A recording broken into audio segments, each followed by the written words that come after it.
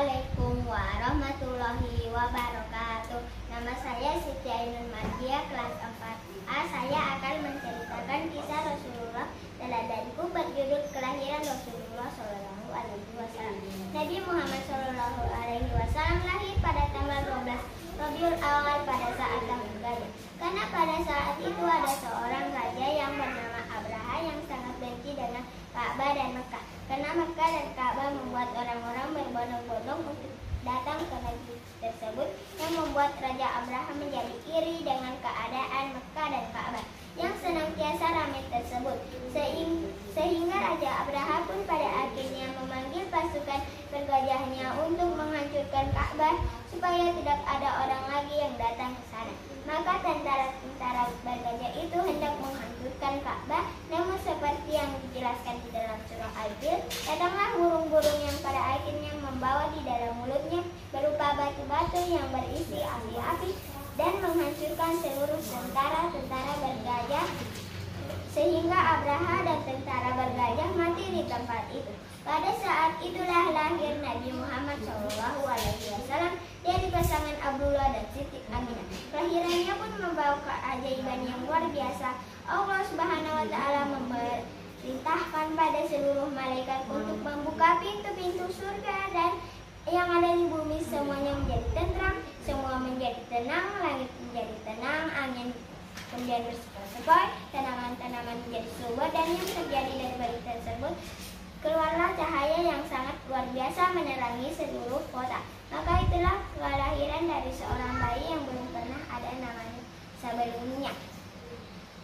Ahmad atau Muhammad yang kehadirannya sudah diprediksi dari kitab-kitab sebelumnya, Injil, Zabur, Taurat, dan diberitahukan pada nabi sebelumnya.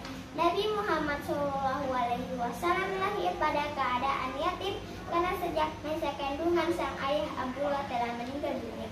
Maka ketika Nabi Muhammad SAW dilahirkan, kebiasaan penduduk pada saat itu adalah menyerahkan sang bayi untuk disusui pada seorang wanita yang tinggal di pedesaan yang bernama Halimatus Sa'diyah. Ketika Rasulullah SAW disusui oleh Halimatus Sa'diyah, dia dibawa ke pedesaan. Maka terjadilah hal-hal yang luar biasa pada desa tersebut. Tanah-tanah menjadi subur, ternak-ternak terus berkembang biak dengan sangat banyak. Maka Halimatus Sa'diyah sangat mencintai Rasulullah SAW. Di masa kecil ini pula Rasulullah SAW didatangi oleh malaikat Jibril, dibelah dadanya dan dicuci jantungnya untuk disucikan dirinya Muhammad SAW. Kemudian Nabi Muhammad SAW tinggal bersama sang ibu sampai 6 tahun. Namun ternyata ibu Aminah ini meninggal dunia lalu diserahkan kepada kakeknya Abdul Muthalib, sang pembesar orang-orang Quraisy. Kemudian di usia 8 tahun, sang kakek Abdul Muthalib pun lagi-lagi meninggal dunia dan diasuh pamannya yang sangat mencintai Rasulullah, yaitu Abu Thalib. Di bawah asuhan Abu Thalib, Rasulullah SAW belajar sejak kecil mengembala dan belajar sejak kecil bagaimana caranya berdagang. Bertahun-tahun kemudian tumbuhlah menjadi seorang remaja yang sangat luar biasa dan digelari Al-Amin karena terpercaya karena kata-katanya sungguh penuh dengan hikmah dan penuh dengan kejujuran. Dan di usia-usia 25 tahun Muhammad yang belum menjadi Rasulullah kemudian pada akhirnya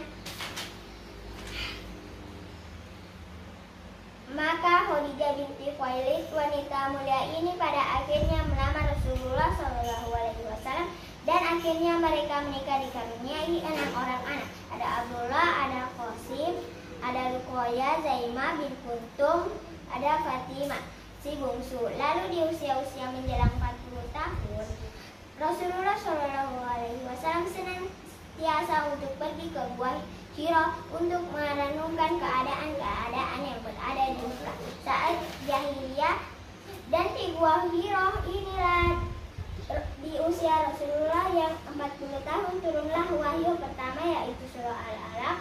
A'udzubillahi minasyaitonirrajim. Iqra bismi rabbikal ladzii khalaq, khalaqal insana min 'alaq, iqra wa rabbukal akram allazi 'allama bil qalam. 5 ayat tersebut menyuruh Kita menyuruh Rasulullah untuk senantiasa membaca, mengenal Islam, menyuruh kita senantiasa membaca untuk memberitahukan kebenaran tentang Al-Quran, sampai akhirnya Rasulullah wafat di usia 63 tahun, dan di akhir-akhir hidupnya Rasulullah mengatakan, kalau ingin selamat wahai umatku, berpegang kepada dua hal, Al-Quran dan hadis. Maka di bulan kelahiran Rasulullah ini menjadi titik balik untuk kita mencintai Al-Quran, ingin selamat hidup di dunia, ingin selamat hidup di akhirat. Maka ikutilah petunjuk dari Rasulullah SAW dan Al-Quran. Al-Quran dan hadis penolong untuk menjalankan. Assalamualaikum warahmatullahi wabarakatuh.